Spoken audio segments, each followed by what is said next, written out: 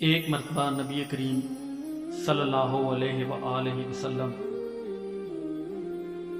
اپنے اصحاب کے ساتھ تشریف فرما تھے اور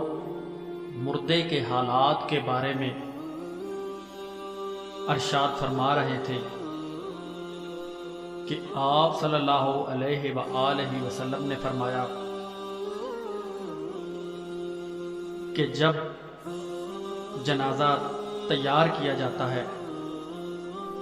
اور اس کو دفنانے کے لیے انسان اپنے کندھوں پر اٹھاتے ہیں تو اگر مرنے والا شخص نیک ہو تو کہتا ہے کہ آگے بڑھو اور مجھے میری منزل تک لے چلو، اور اگر وہ شخص گناہگار ہو، بدکار ہو تو پکارتا ہے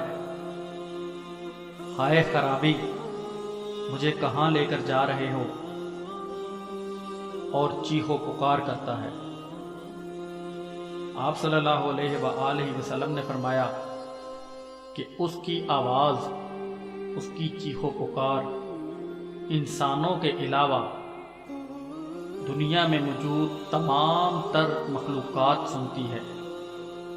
اور اگر وہ آوازیں انسان سن لے